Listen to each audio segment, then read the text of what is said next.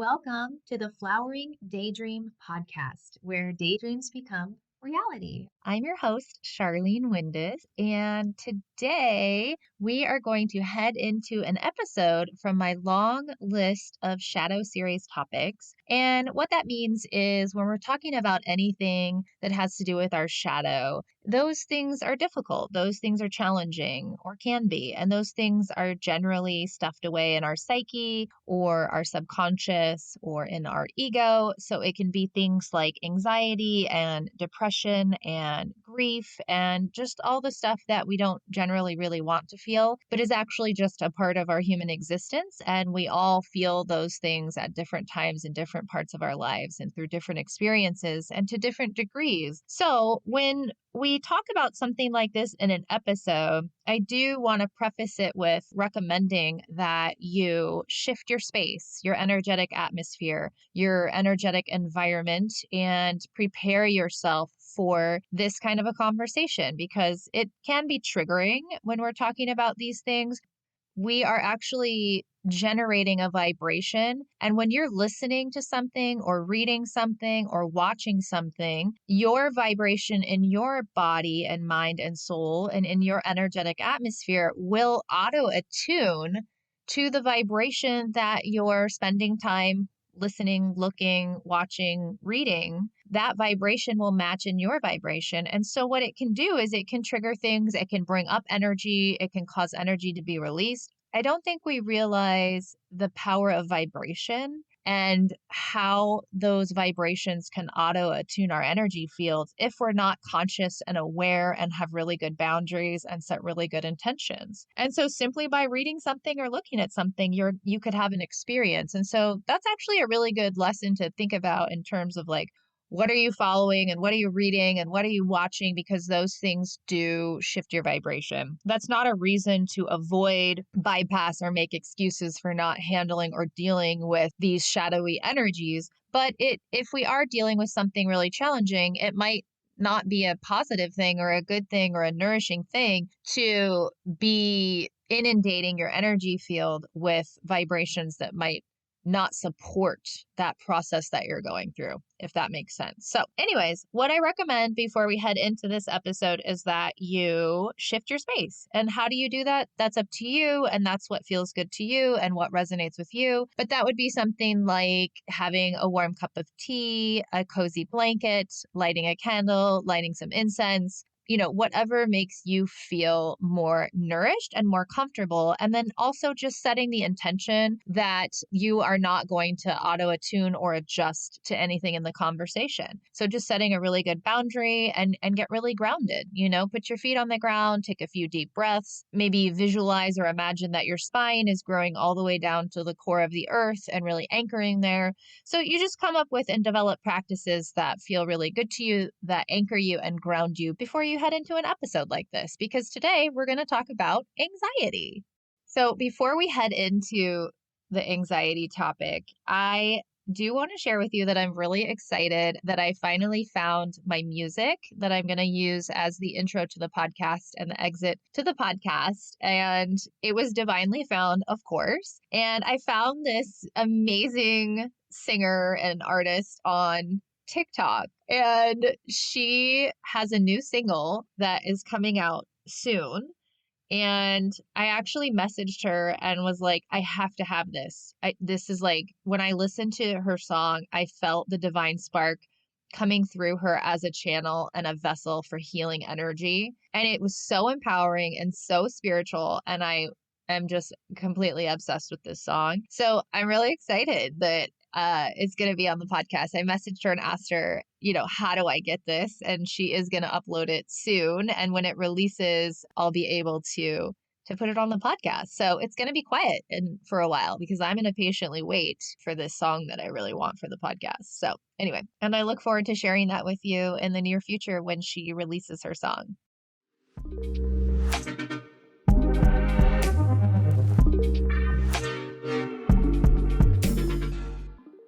So today's topic is anxiety. And this is something that I have struggled with my whole life. And I know many others have and do experience anxiety. And today I want to talk about anxiety in a different light. I want to talk about it in terms of energy and the energetic realm and what's happening when we experience anxiety. So, this is not to discount any of the other reasons that we might have anxiety, but today I'm going to focus on anxiety in the energy realm. And there's many causes and many reasons that we develop anxiety. But let's just break down the basics of anxiety first. What is anxiety?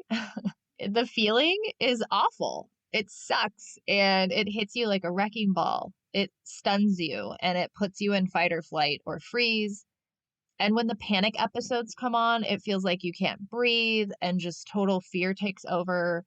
And afterwards, you're dealing with brain fog and heart palpitations and fatigue. And it's just, there's nothing about it that's enjoyable at all. The definition of anxiety is a feeling of worry or nervousness or unease, typically about something that's hasn't happened yet, like an uncertain outcome. But it also means to not really be present. Often when we're experiencing anxiety, we're somewhere else. We're in the future or we're in the past. We're in a space that hasn't transpired yet. And that's like, just a general definition of anxiety, but I've also noticed that I get anxiety when I'm excited about something good. I notice that my body responds the same way as it does when I'm having anxiety about something I'm worried about. So, in all of the years of working with anxiety and healing anxiety, I've discovered personally that anxiety is actually a tool. It's a communicator and a messenger.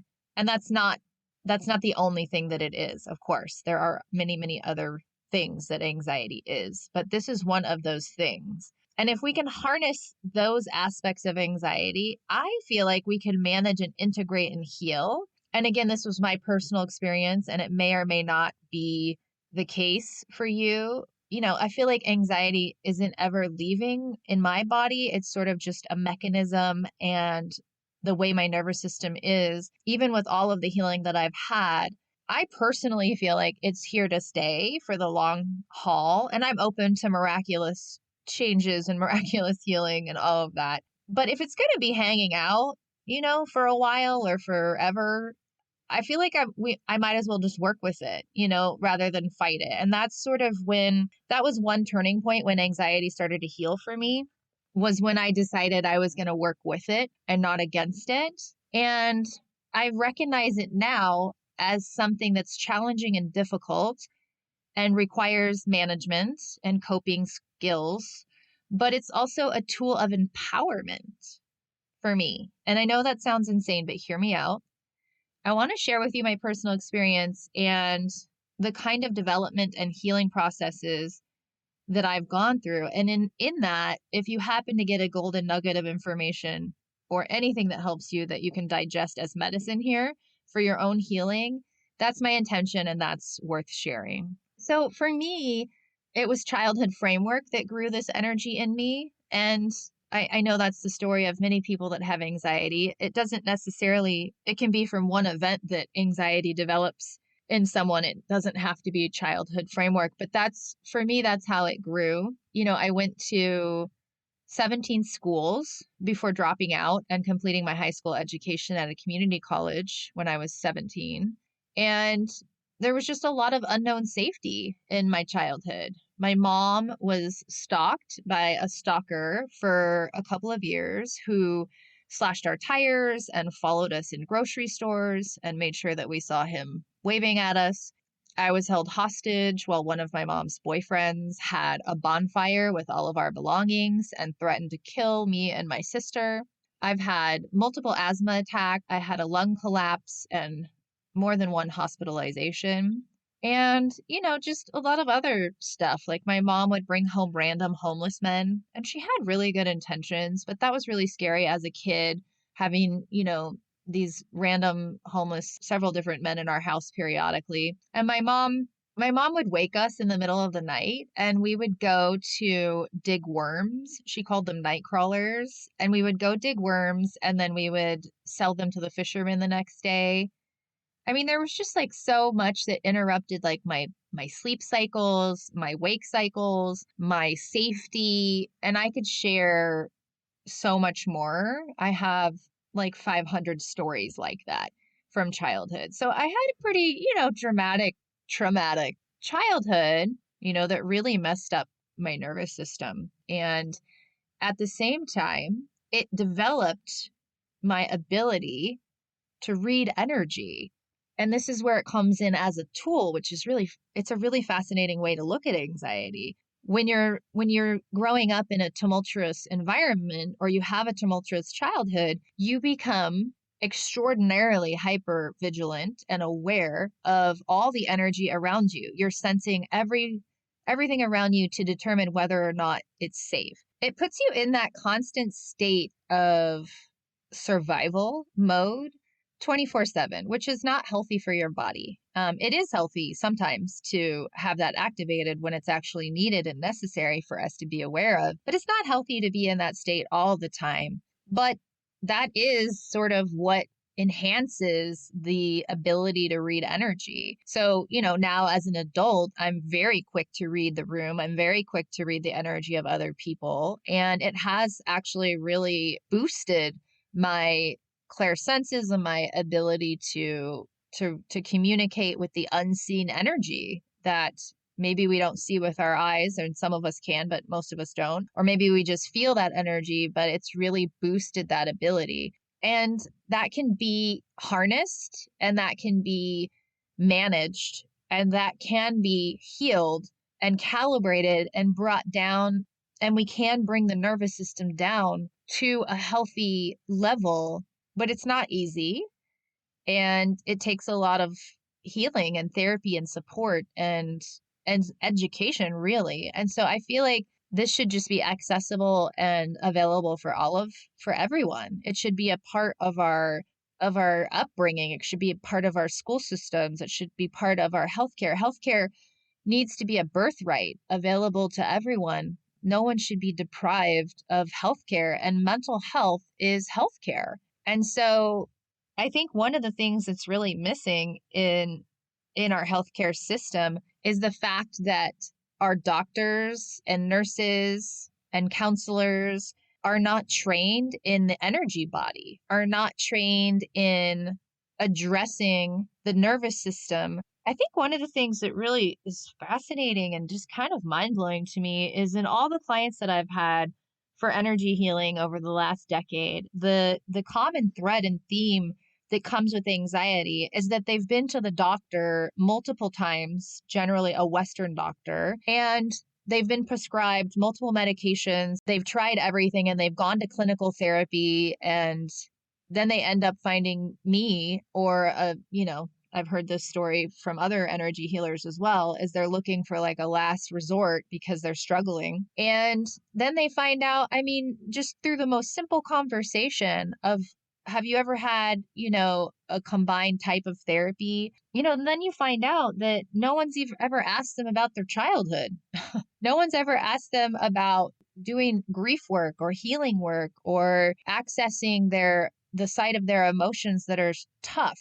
Generally, what's happening is we're just trying to cover it up, shove it under the rug, give you some medication, just get over this problem as soon as possible and ignore the root cause of the issues. And again, I circle back to anxiety is a communicator. Anxiety is something that is talking to you. It's your body's way of saying, hey, I'm overextended. I'm overwhelmed. I'm tired. I need better boundaries. I need your attention. Something doesn't feel right.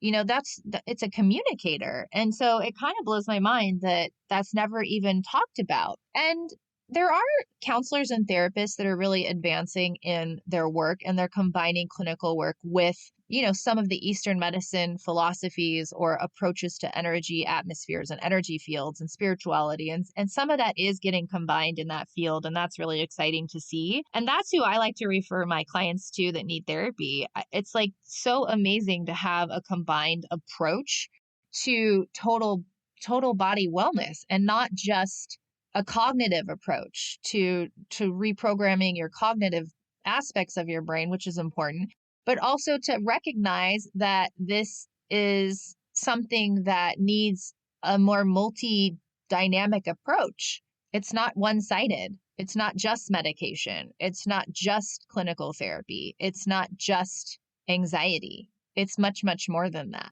So the first time that I ever felt reprieve from anxiety was actually after a Reiki session. And this was many, many, many years ago. And I had been to the doctor and they, of course, had prescribed medication, which I tried for a week and I felt like I was comatose. And sometimes medication is absolutely necessary. So I do not want to bypass the importance and effectiveness of needing medication when it's really needed. But it didn't work for me and it wasn't helping me. It was hurting me further. And I had not one person ask me about potentially the root cause of why it was happening, just simply here's some medication so you can feel better.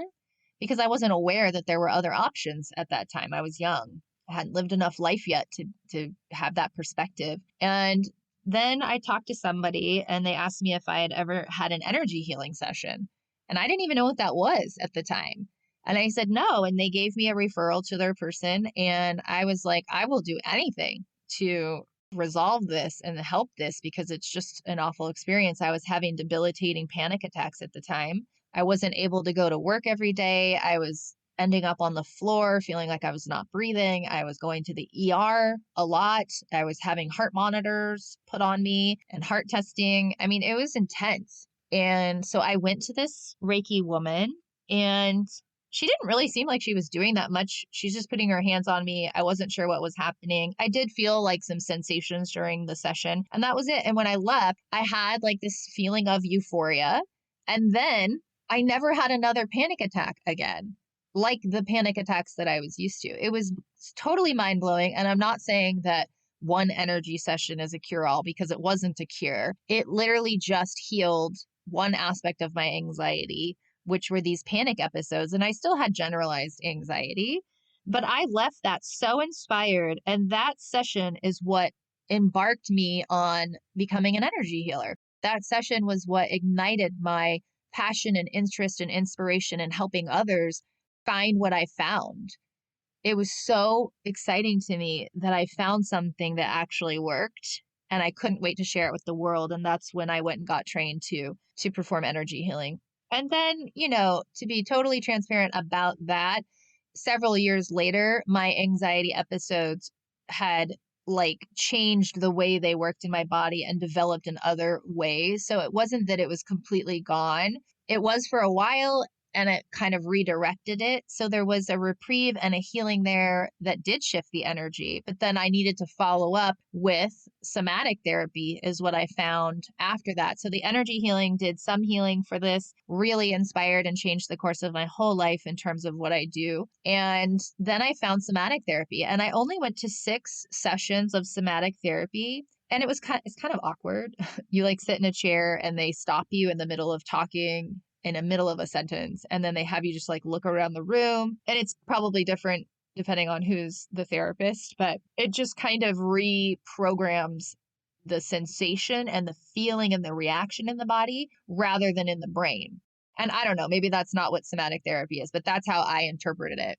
And after 6 sessions of that, I had pretty significant healing again from that. And I did continue to get energy healing. So I did a combination of the energy healing and the somatic therapy. And then, of course, I found regular therapy, but I found a therapist who combined spirituality and energy healing and actually had training and background in that as well as clinical therapy. And that combination for me was incredible. And so that is what really brought me to figuring out throughout the healing process in my anxiety that my intuition and my empathy and sensing of energy was so high that I began to realize through these therapies and healings that I was not only sensing my own energy and my own natural body alarms and signals, but I was also sensing the energy of everyone and everything around me. So among all the other reasons that anxiety might trigger, we are sensing energy. You have spidey senses. If you have anxiety, you have spidey senses. That's what my son would call it. And there has to be some acknowledgement, some awareness, some training, some healing, some therapy around what is yours and what is someone else's. And so that's the first thing that I would suggest, and that I realized in my healing, is that I ask myself when I have anxiety, is this mine? Is this mine or is this someone else's? Because it can be anxiety in a place. It may not be a person, but if someone just had a fight or an argument, or, a death happened or something in the house that you're living in, or the land that you're standing on, or the place that you're in, and you're really empathetic and you have these heightened senses, you can be sensing that leftover energy, that resonant energy. And it's not even yours, but it will digest in your body as though it's actually your own experience that you're having, and you'll have an anxiety response. And so that's the first thing, is anytime I feel that anxiety, I put my hand on wherever I feel it in my body, whether it's on my chest or my stomach or my head. And I just say, is this mine? And I wait to intuitively feel, yeah, this is yours, or no, no, this isn't yours. And one of the ways that I like to get my yes, no, and this might be different for you or for other people, but I like to stand up and use my body as a pendulum. And I just close my eyes and I relax and I ask, is this mine? And if your body leans slightly forward, it's a yes. And if your body leans slightly backward, it's a no. And if your body just kind of stands in a neutral position, it's sort of an I don't know, or I'm not sure, or whatever. Generally, it works. Sometimes it doesn't if you're not relaxed enough. And when you're having anxiety, it's hard to relax. So it may or may not work, but it's worth a try. But maybe you just have a sense, like an inner knowing of whether or not it's yours. And so ask the question, is this mine or is this somebody else's? And if it's somebody else's, I just say, okay, then I release this energy and I give it back to the earth. And I look at the nearest tree, or I touch the ground, and I really go through like a visualization through my imagination, but also an action of putting my hand on the ground, or asking the tree or asking the earth to remove and take this energy. Everything is energy. Everything is conducting energy all the time. And we can transfer energy. We can move energy. We can call in energy. We can send away energy. And so it's just a good practice to get into. You can even pick up a rock and ask the rock to take this energy from you, and it just kind of pulls it out of the body. It's kind of amazing. There's all this natural healing. There's all these things in place in our environment that are here to support us, but we've completely lost access to it. This is like another reason why I think anxiety is such a crazy thing for everybody, is that our bodies weren't built to be this disconnected from our environment. We have gotten so disconnected from the natural environment. And the more I research this, and the more I learn about this, and the more I talk to my ancestors about this, the more it blows my freaking mind. And I can't understand how or why anyone thought this was a good idea. I mean, I guess there were reasons, right? But I don't really think that they were great reasons. And so if we think about like before colonization, before migration, before everybody on this planet started moving around in their homelands, we were in connection with nature. We had to be. There was no electricity. We didn't have agriculture. It was like you had the sun and the moon and the seasons and the cycles, and you had to work within those cycles to grow food, to harvest food, to forage, to hunt. It was just everything that you did, you were connected to your external outdoor nature environment, and nature heals. Having your shoes and socks off and no rubber in our soles of our shoes heals us. Like when we wear shoes, we're blocking the natural currents and conductors of energy from the earth to our body that actually grounds and clears our energy field. It actually helps our nervous system. There's all kinds of research on it. But also just like the speed at which we're operating, the productivity that we're doing without the nourishment and the self-care. We were meant to rest. We were also meant to be active, but we were also meant to rest. I don't know. There's just so much that disconnects us. We're inside our house, inside the walls most of the time. We're not out in nature. We're on our phones and internet and, computers. And depending on your job, you're stuck inside a lot. And so it's just kind of interesting to me that we've decided that this is a good thing. I am sure that we could make a lot of different adjustments to our lives to bring more connection with nature and more restoration. And the fact that we're so disconnected from our natural environment in nature is causing anxiety. if we were more in tune with nature and more in tune with our external environment, with the trees and with the insects and with the animals and with the cycles and with the seasons, our body naturally calms. Anytime you have anxiety, if you go for a walk and you just get outside and you breathe that fresh air and you get around plants and trees and things, you immediately do feel reprieve in some way. That's the natural healing properties of nature. In terms of sensing energy too, with anxiety, not only are we sensing the anxiety of the people and the places, but you can also be sensing the energy of ghosts or spirits. And maybe you do know what's going on, or maybe you don't. But that can cause an anxiety response in the body too, because the body is now, looking for fight, flight, or freeze for any reason when we're hyperactive in our nervous system. And so even just sensing energy like that can send us into an overdrive.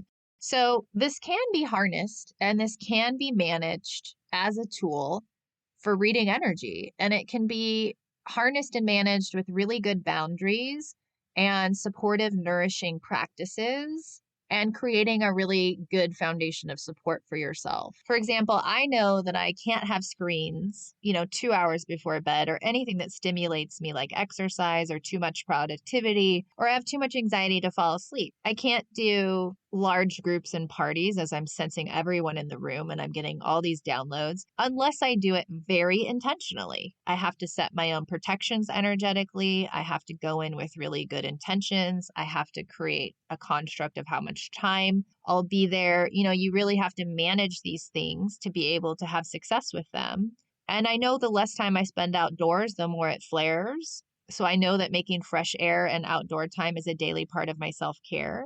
I know that I have to sleep and get rest, and if I don't, it's worse. I know that I have to avoid caffeine because caffeine sends an anxious person into complete and total overdrive. Although I really do love coffee, and so I love the smell, I love the taste, I love the ritual. So I found this coffee called Spiritual Chill, and it's from Wild Crafters Coffee, and it's decaf, and it has herbs and things in it for anxiety. And so I feel like the herbs offset the small amount of caffeine that might be in decaf. And it is more expensive than regular coffee, but I don't drink it every day. I drink it as a ceremonial coffee or a ritual. And so I just have a small amount of it when I feel like doing that ceremony and that ritual. But it allows me to still have something that I enjoy. So you have to make these modifications that work for you. And you have to understand more about who you are and take time for yourself and work with the anxiety as a barometer. I know that anxiety for me is a barometer for overextension.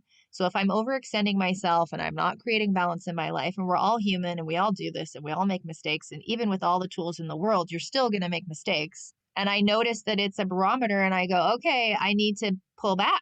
I need to lessen my schedule. I need to rest more. Like I need to go take a bath or whatever the things are. It's a communication tool to say, hey, your body's not happy and this is why. I think another really helpful thing in learning how to manage anxiety, it's been to really learn a lot about myself energetically. So the more that you can learn about your energetic framework and your energetic atmosphere, the more you can understand how and why anxiety produces in you and how to heal it and work with it and manage it.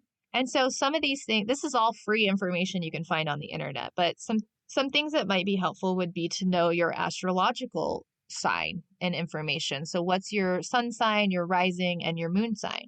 Because those three signs are how we show up in life, how we emotionally behave, and sort of what we bring to the world energetically. So it really gives you some framework. Like I know I'm an Aries, and I also have a Sagittarius rising and a Capricorn moon. So I have two fire signs in my main sign, in my main part of my chart. And that's fire is a lot of energy. It's extremely difficult to calm down a fire sign. And so even if I didn't have anxiety, my double fire in my astrological chart would probably give me anxiety.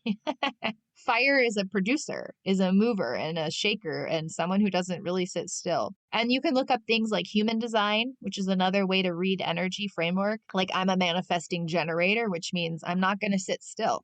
I'm always going to be generating and moving and creating. You can look up things like in the tarot system, the tarot archetypes, there's 21 archetypes.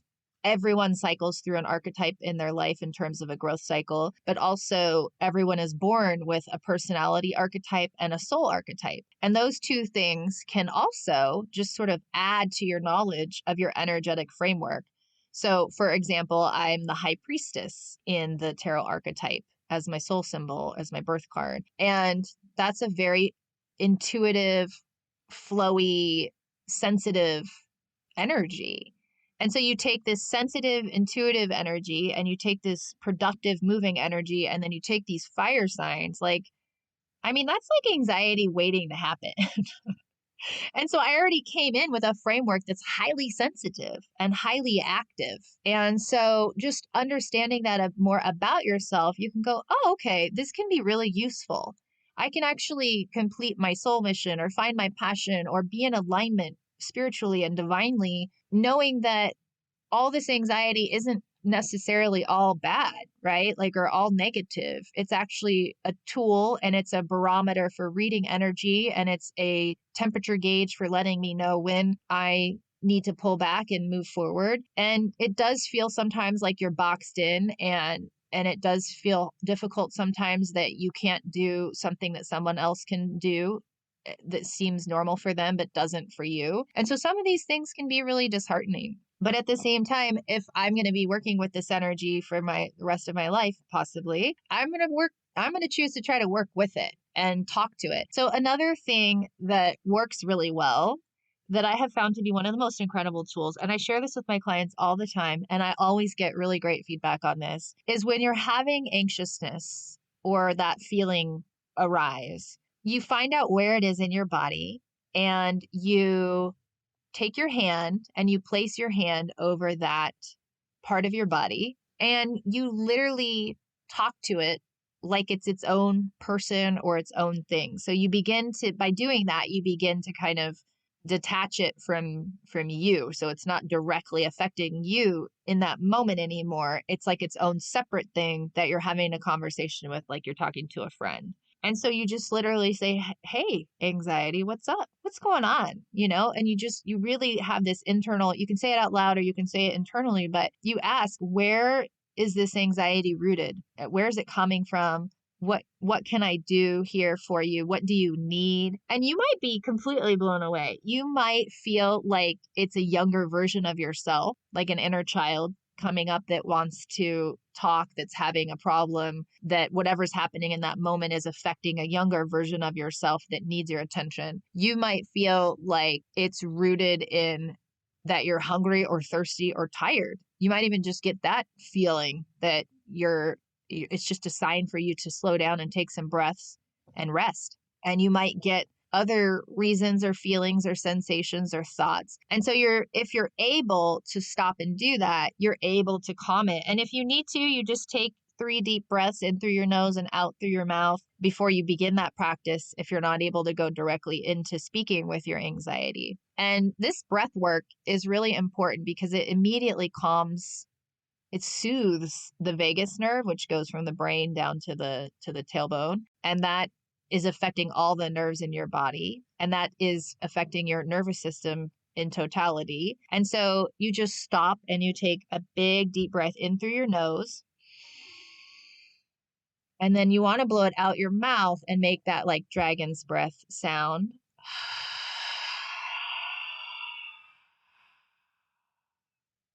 And then you just do it again. You take that breath in through your nose and then out through your mouth and do it a third time or however many times that you need to calm your nervous system. And then you can go into having that conversation with your anxious energy, wherever it might be in your body. And you can ask, is this mine? Is this someone else's? You can talk to it. You can give it over to the earth or a tree or a rock.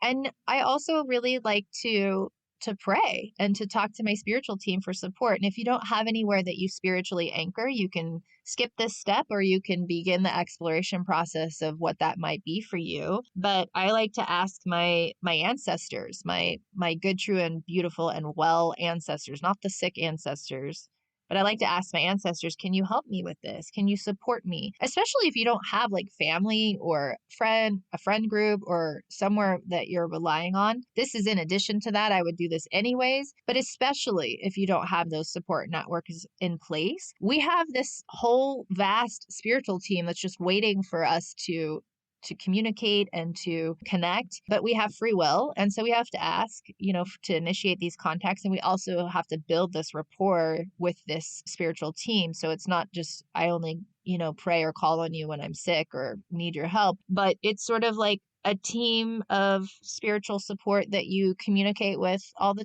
time, becomes part of your life. And so you can go to ancestors, you can go to spirit guides, you can go to animals or allies or tree spirits or plant spirits, you can go to angels, you can go to God or great spirit or the divine or the universe, wherever you land. In my personal experience, this is just how I feel about it, is all of those, every religion, every spiritual practice, they all lead to the same place. They all lead to the same destination. And so whatever resonates with you, whatever deity, whatever works for you, there's an energetic archetypal energy for each of those beings that we know about. There's a energetic energy component to everything everywhere. No one's one way is the right way. And this is like a whole nother podcast that I'm already starting to trail off on. So I'm going to pull back for a second. I would love to talk about that sometime. But the point is that you have access to unconditional love, universal love, and spiritual support to you. And it feels really good to access that, especially when you're having anxiety, but also just every day as a really good general support. I also like following therapists and psychologists online who resonate with me. So go through your social media and delete everything that's not nourishing. Go ahead and do that first. We don't need to know what anybody else is up to all day long. We need to be focusing on healing if you have anxiety, right? Like nourishment. What is nourishing you? And so I like to follow therapists and psychologists on all my social media apps who resonate with me, who generally have a clinical approach combined with an energetic or spiritual approach so that they're very well rounded in the way that they offer up their therapy and their support and their help. And so then you have access anytime if you're in the moment of having anxiety and you go to your social media feed and you've got 15, 20 therapists or psychologists giving you recommendations to help deal with your anxiety. That's free if you have internet and a phone. And that's a great way to help yourself in those moments, in addition to getting your butt outside into nature. So here's one final practice that I'll leave you with for anxiety. And this may not work for everybody, but this seems to work really well for me. So I'll share it with you. So the first thing you're going to do is go ahead and do those 3 deep breaths in through the nose and out through the mouth to calm your nervous system. So in through the nose, out through the mouth. And you'll do that 2 more times. And then what you're going to do is you're going to call all of your energy home. And this is what happens is all day long is we send our energy out all over the place. It's just part of being human. But the more aware you become of your energy, the more you're able to harness your energy, the less you're going to do this. So for example, if you're on the highway and somebody cuts you off and you swear at them or you get mad, you're sending out your energy. It's gone. A piece of your energy has now been sent out to someone else. So unless you call it back, it doesn't come home. And you have a finite amount of energy to work with, like a bank account every day. Anytime you're even thinking about someone, you're sending out energy, which is not a negative thing necessarily. It's just we need to call all of our energy home every day so that we don't feel scattered and overextended and exhausted by having our energy in all these various places and spaces all day. So go ahead and say something along the lines, and you can make this your own, but something like, I call all of my energy home now that is my highest good. All my thoughts, all my feelings, and all my energy that's mine, I call it home now. And then you're going to send all the energy back to everyone else that's not yours, that you've picked up like a sponge throughout the day. And with better boundaries, this can get less and less, but go ahead and just do it every day to make sure that your energetic atmosphere is clean. So just say something along the lines of, I send all of my energy back to everyone else that's not mine to my highest good. or I ask it to be returned and recycled to the earth. Because sometimes people won't energetically take back their own energy. It's kind of interesting. So say both so that it can either return to the person or it can go back into the earth. And then ask for spiritual help. Ask for your ancestors to nourish and support you, or your guides or your allies or spirit or whatever that is for you. If that's a section that resonates with you, go ahead and call on that spiritual help. And then now that you're centered, you also want to get grounded. So go ahead and visualize that your spine is growing all the way down to the core of the earth with the lava. And maybe imagine, roots growing out of your feet or whatever works for you for grounding. And then I like to work with the energy of the rainbow because it's universal and everyone has access to it unless you're blind and have never seen the rainbow. And in that case, I would work with unconditional love. So imagine the rainbow or unconditional love. Invite the rainbow or the unconditional love into your heart. That's the first step. So we're going to invite that energy into our heart.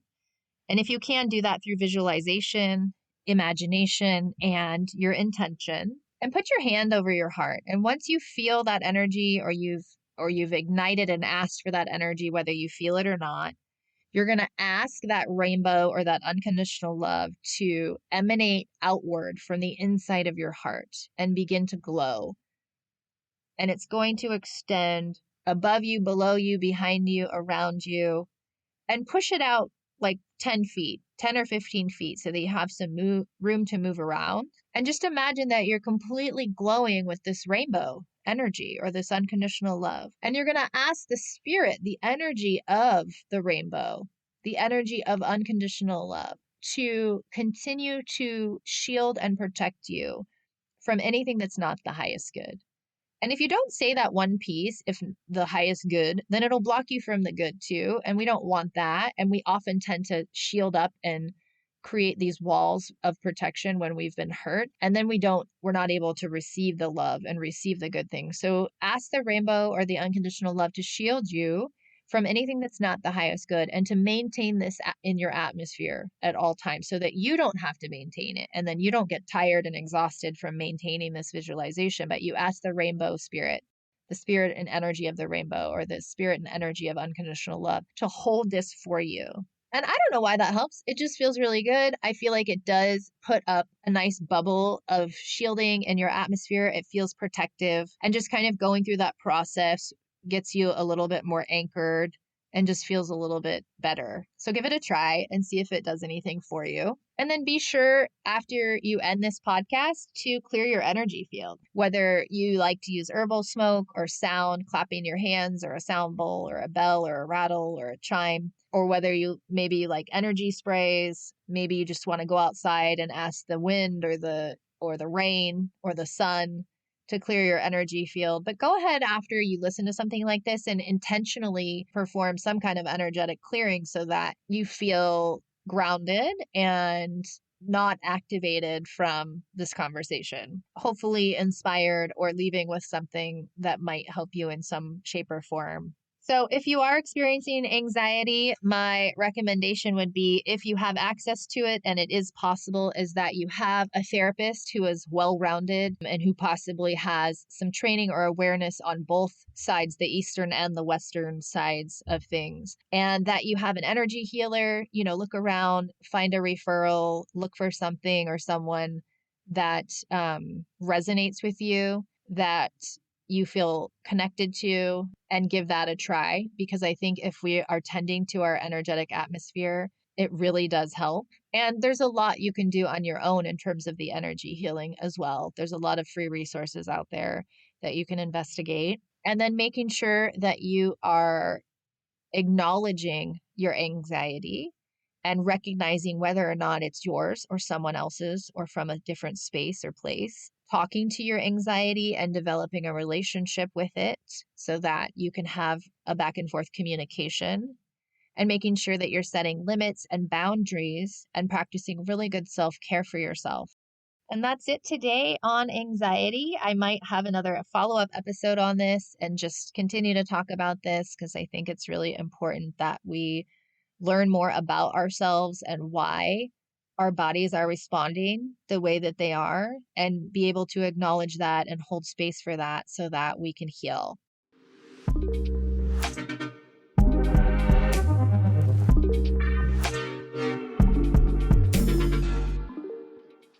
Thank you for being here with me today and listening to the Flowering Daydream podcast, where daydreams become reality.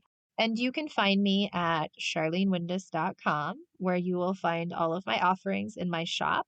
I have some energy clearing ritual support tools available. You can find me on Patreon, where I do a monthly community call and talk on all things spiritual and energetic. You can also find me on Insight Timer, where I have free meditations. And you can also find me on Udemy, which is an online intuitive development learning app. So thank you again for listening.